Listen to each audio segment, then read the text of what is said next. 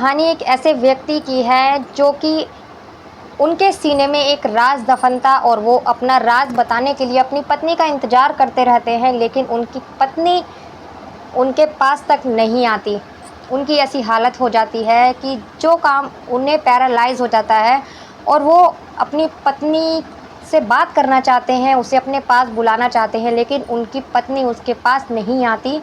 और जितना भी काम था, जो भी एक पत्नी का कर्तव्य होता है, वो एक नौकरानी निभाती थी। नौकरानी सालों तक उनका ख़्याल रखती है और जो उनके सीने में राज दफ़न था, वो अपनी पत्नी को बताना चाहते थे।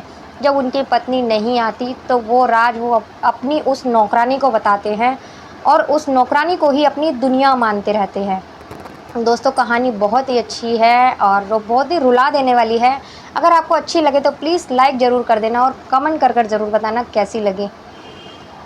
तो दोस्तों, ये कहानी है उत्तर प्रदेश के कानपुर की, जहाँ एक व्यक्ति था, राम नारायण उनका नाम था। और उन्होंने इतनी मेहनत करके, उनके 4 बेटे थे, पत्नी थी, 4 बेटे थे। उन्होंने चारों बेटों को इतना अच्छा पढ़ाया लिखाया, करोड़पति बन चुके थे वो लोग। अपने बेटों को बिजनेस भी कराया और जब उनकी उम्र आ चली थी 40 45 50 के लगभग, उस टाइम पे उनको जब अपने बच्चों की ज़रूरत थी, तो एक दिन उनको अचानक से उनकी तबीयत ख़राब हो जाती है। रात को उन्हें पैरालाइज़ हो जाता है, लेकिन जब सुबह नहीं उठ पाते वो लोग, तो घर वालों को पता लगता है।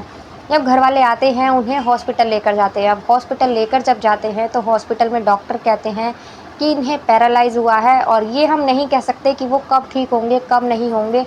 हो सकता है कि पूरी ज़िंदगी ऐसे ही निकल जाए, हो सकता है कि 5 साल में ठीक हो जाए, 10 साल में ठीक हो जाए, हम कुछ नहीं कह सकते।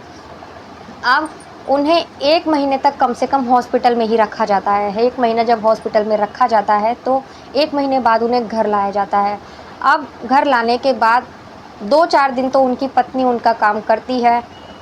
उसके बाद उनकी पत्नी कहती है, अब ये तो बिस्तर पर ही रहेंगे, इनके लिए कोई नौकरानी रख देते हैं। अब वो एक उनके घर में पहले से ही एक नौकरानी काम किया करती थी। नौकरानी का नाम जो होता है वो सुनीता होता है और वो उनके यहाँ बहुत पहले से काम किया करती थी। अब वो जो उनकी पत्नी होती है, नौकरानी को अपने साथ लगाकर उनके जो भी, अब पैरालाइज़ जिस इंसान को हो जाता है, वो पूरी तरह दूसरे पर डिपेंड हो जाता है। चाहे वो खाना खाना हो, लैट्रिन बाथरूम जाना हो, नहाना हो, बिस्तर से उठना हो, कोई भी चीज़ हो, दूसरे के ऊपर डिपेंड रहना पड़ता है। अब वो नौकरानी के साथ मिलकर कुछ दिन उनका काम करती रहती है। जब वो उनकी पत्नी परेशान हो जाती है, तो वो बोलती है कि मैं कब तक करूँगी इनका ये काम। तो वो अपनी नौकरानी को बोलती है कि इनका जो भी काम करना हो, कुछ भी काम हो, वो तुझे ही करना पड़ेगा आज से, और तू ही इनकी देखभाल करियो। जो भी तुझे करना हो तू करियो, वो तेरे ऊपर है। अब वो ये कहकर अपने बच्चों को साथ लेती है, अपने चारों बच्चों को, चारों लड़कों को, और वहाँ से चली जाती है, कहीं दूसरे घर में जाकर रहने लगती है। अब जब वो रहने लगती है, तो अब वो 3 महीने में ही एक बार आया करती थी देखने के लिए सिर्फ़ अपने पति को। अब ऐसे ही निकलता रहता है। अब जो वो नौकरानी होती है, उनका पूरा ध्यान रखती है, सारी देखभाल उनकी करती है। अब जब उनको पैरालाइज़ हो चुका था, तो ज़ाहिर-सी बात है वो नौकरानी उनका सारा ही काम किया करती थी। उनके कपड़े बदलने से लेकर लैट्रिन, बाथरूम सब। अब उस नौकरानी और उनके बीच में कोई पर्दा नहीं रह गया था। उनके बीच में कोई एक बात भी ऐसी नहीं थी जो प्राइवेट हो। अब उन नौकरानी बहुत गरीब थी, उसके 2 बच्चे थे, 1 बेटी थी, 1 बेटा था, वो भी बड़े हो चुके थे उसके बच्चे। अब वो उसकी पूरे मन से उनकी सेवा करती है और सिर्फ़ वो इसीलिए करती है कि मैं इनकी सेवा कर रही हूँ, तो मुझे बदले में सैलरी मिलती है। अब जो उसके 4 बच्चे थे, बिज़नेस कराया था चारों बच्चों को लगभग। अब जो राम नारायण थे और उस नौकरानी का खर्चा, मतलब सैलरी-वैलरी सब मिलाकर 30-40 हज़ार रुपए महीना खर्च हो जाया करता था। अब उनके बच्चों को ये लगता है कि बेफ़ालतू में 30 से 40 हज़ार रुपये खर्च हो जाता है। दोस्तों, ऐसे ही करते-करते 5 साल निकल जाते हैं और वो ठीक नहीं होते। अब जो उसकी पत्नी 3-4 महीने में एक बार उन्हें देखने आ जाया करती थी, अब वो भी बंद कर देती है देखना। और उनके बच्चे भी सोचते हैं ये हमारे 30-40 हज़ार रुपये बेफ़ालतू में इनके ऊपर लग जाते हैं। अब सब दुआ मनाने लगते हैं कि ये मर जाएँ तो ही अच्छा है। अब वो लोग देखने भी नहीं आते। अगर हालचाल लेना भी होता है, तो वो फ़ोन कर कर नौकरानी से ले लिया करते थे, या कभी 6 महीने में, 1 साल में आकर देख लिया करते थे कि ये कब मरने वाले हैं। अब ऐसे ही कर कर टाइम बीतता जाता है।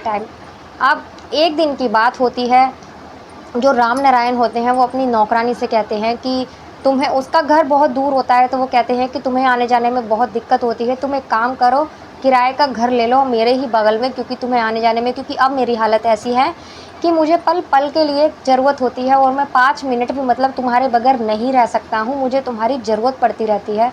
तो वो ऐसा ही करती है और वो अपने घर में, हालाँकि बहुत बड़ा घर था उनका, लेकिन वो नौकरानी को उस घर में नहीं रखना चाहते थे कि समाज वाले क्या कहेंगे। इस डर से वो नौकरानी को अपने यहाँ नहीं रखते और बगल वाले घर में उसे शिफ्ट कर लेते हैं। उसके 2 बच्चे भी होते हैं। अब वो उससे पूछते हैं कि तुम्हारा बेटा क्या करता है? तो वो कहती है कि मेरा बेटा अभी पढ़ाई कर रहा है और मेरी जो बेटी है वो पढ़ाई के साथ-साथ कुछ छोटा-मोटा काम घर में कर लिया करती है। अब वो जब ये सोचते हैं, पूछते हैं, सुनते हैं तो उन्हें बड़ा अजीब लगता है। अब वो अपनी उसको बोलते हैं नौकरानी को कि तुम एक काम, मेरे सीने में एक राज़ दफ़न है जो मैं कब से अपनी पत्नी का इंतज़ार कर रहा हूँ और मैं उसे नहीं बता पा रहा। क्योंकि अब मुझे उनसे कोई उम्मीद भी नहीं है, वो तो 6 महीने में, साल में 1 बार आती है सिर्फ़ ये जानने के लिए कि मैं मरा हूँ या नहीं मरा हूँ। अब वो उससे कहती है कि ऐसा क्या है? तो वो कहता है कि मेरे पास, मैंने अपने इसी टाइम के लिए कुछ पैसा इकट्ठा कर रखा था, कुछ ज्वेलरी भी है जो मैंने बैंक के लॉकर में रख रखी है और मेरे घर वालों को इसके बारे में कुछ नहीं पता। मैंने सोचा था कि मैं ये राज अपनी पत्नी को बताऊँगा और अपने बच्चों को ये सब दे दूँगा कि मेरी वो सेवा करेंगे, लेकिन अब मुझे पता चल चुका है इनमें से कोई मेरी सेवा नहीं करता। अब मेरी दुनिया तुम ही हो, तुम ही मेरे लिए सब कुछ करती हो।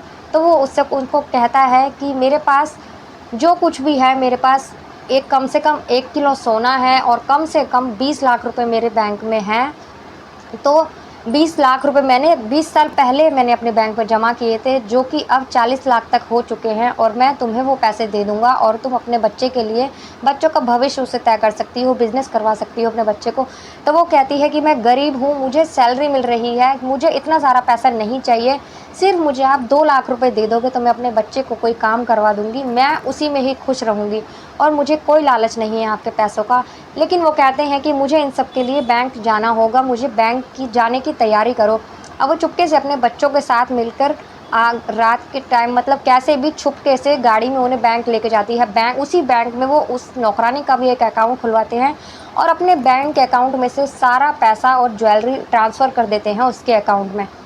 अब ऐसा करने के बाद में अब बहुत सारा पैसा उसके पास आ जाता है। अब किसी को बेफ़ालतू में इतना पैसा मिल जाए तो वो इस इंसान को भगवान ही समझेगा। वो पहले से भी ज़्यादा उनकी सेवा करने लगती है राम नारायण की। अब वो कहती है साहब मेरे पास अब पैसों की कमी नहीं है, अब मैं आपका इलाज एक अच्छे से डॉक्टर से करवाऊँगी। अब वो कहता है कि मेरी जीने की भी कोई वो नहीं है, इतने सालों से अब मैं ठीक नहीं हुआ, तो अब क्या ठीक होऊँगा। लेकिन वो एक नहीं सुनती और 5 लाख रुपए करीबन खर्च करके उसका इलाज करवाती है और डॉक्टर उससे कहते हैं कि इन्हें एक्सरसाइज करवानी पड़ेगी। अब वो धीरे-धीरे उन्हें एक्सरसाइज करवाती है, वो धीरे-धीरे बेहतर होते जाते हैं। 1 साल में कुछ फ़र्क पड़ता है, ऐसे ही 2 साल, 3 साल निकलते हैं, 3 साल में वो 50% तक ठीक हो जाते हैं, बैसाखी पे चलने लगते हैं। उनके घर वालों को ये बात पता चलती है तो उन्हें कोई फ़र्क नहीं पड़ता। लेकिन जब उन्होंने उसके बेटे के बिज़नेस के लिए पैसे दिए थे तो सारे के सारे आ जाते हैं, कहते हैं कि तुम इसे सैलरी दे तो रहे हो, क्या ज़रूरत है इसके बेटे को बिज़नेस करवाने की या काम खुलवाने की। तो वो एक नहीं सुनता, क्योंकि उन्हें पता था कि मेरे अपनों ने मेरा साथ नहीं दिया, अब जो भी कुछ है मेरे लिए यही लोग हैं।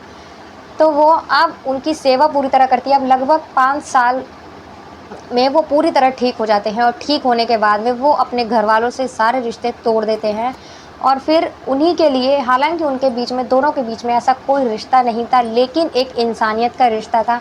कोई पर्दा भी नहीं था दोनों के बीच में, लेकिन वो पूरी ज़िंदगी उनकी सेवा करती रहती है और उन्हें भगवान मानकर, उनके बच्चे भी उन्हें, अब उनके अपने बेटे तो उनसे मिलने नहीं आते थे, लेकिन उस नौकरानी का, सुनीता का बेटा हर हफ्ते उनसे मिलने आया करता था एक बेटे की तरह और खूब ख़्याल उनका रखा करते थे। अब वो पूरी तरह ठीक हो जाते हैं और कम से कम उनकी उम्र 65 साल हो चुकी थी अब, और अपनी ज़िंदगी में वो अब बहुत खुश थे।